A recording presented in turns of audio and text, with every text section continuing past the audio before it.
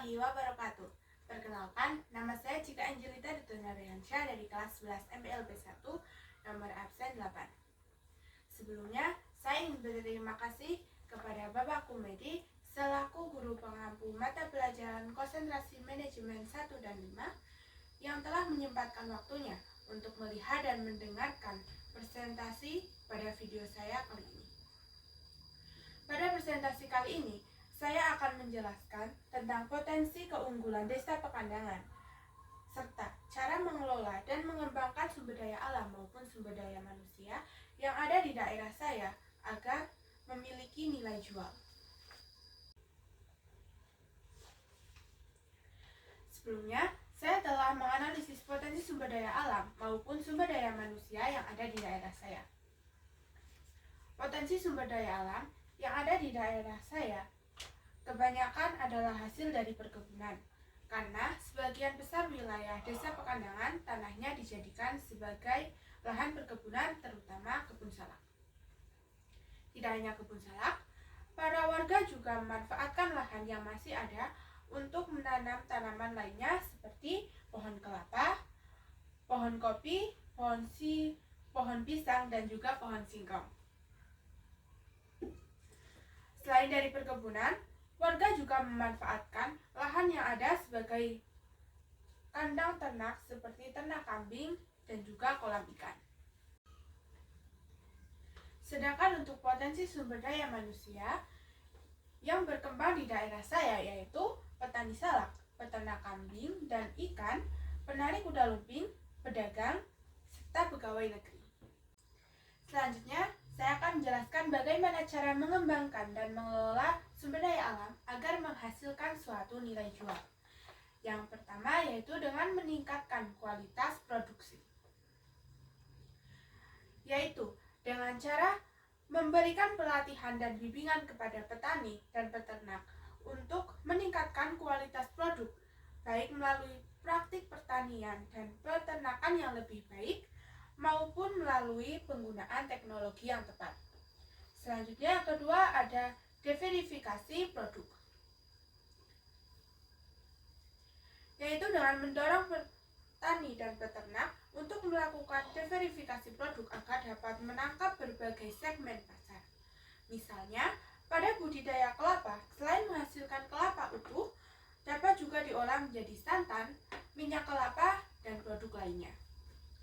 Yang ketiga yaitu pemasaran dan promosi, yaitu dengan membangun jaringan pemasaran yang luas dan promosi produk sumber daya alam secara aktif, baik secara lokal maupun melalui platform online. Dengan promosi yang tepat, maka dapat menjangkau lebih banyak konsumen dan meningkatkan nilai jual produk.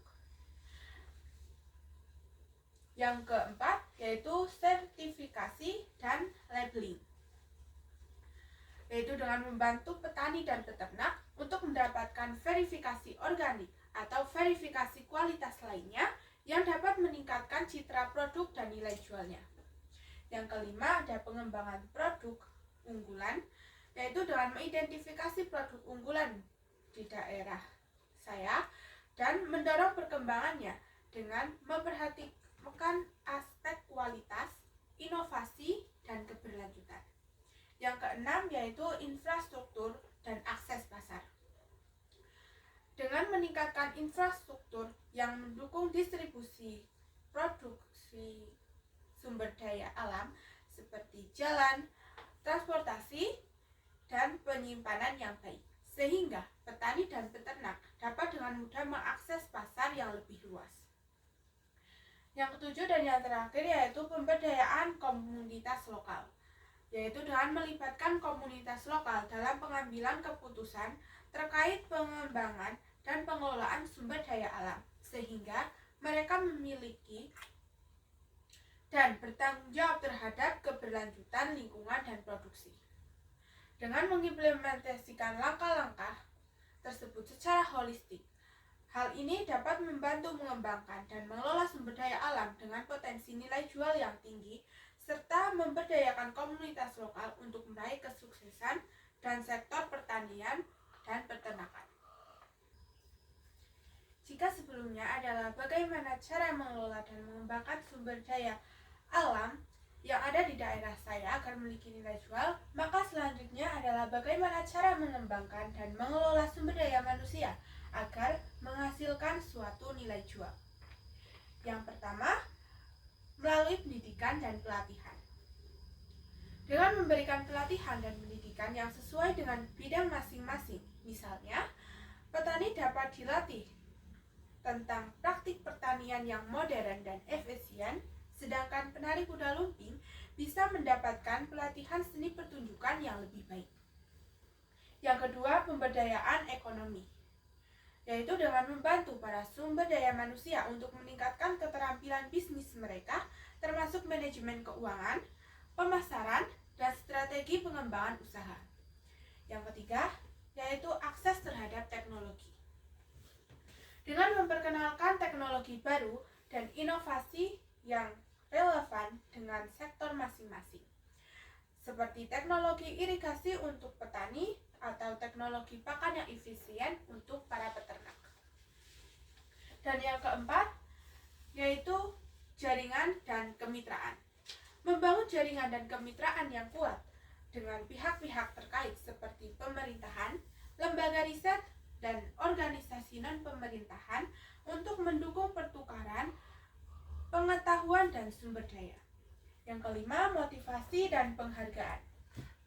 Dengan memberikan insentif dan penghargaan yang memotivasi para sumber daya manusia untuk meningkatkan kinerja mereka. Yang keenam, kesejahteraan dan keseimbangan kerja, yaitu dengan memperhatikan kesejahteraan dan keseimbangan kerja para sumber daya manusia hingga mereka dapat bekerja dengan produktif dan efektif. Dan yang terakhir yaitu pemantauan dan evaluasi. Dengan melakukan pemantauan dan evaluasi secara teratur untuk mengevaluasi kemajuan dan mengidentifikasi area yang perlu diperbaiki. Dengan mengadopsi pendekatan ini, maka diharapkan para sumber daya manusia dari berbagai sektor tersebut dapat menghasilkan nilai jual yang lebih tinggi melalui peningkatan kualitas, produktivitas, dan juga inovasi.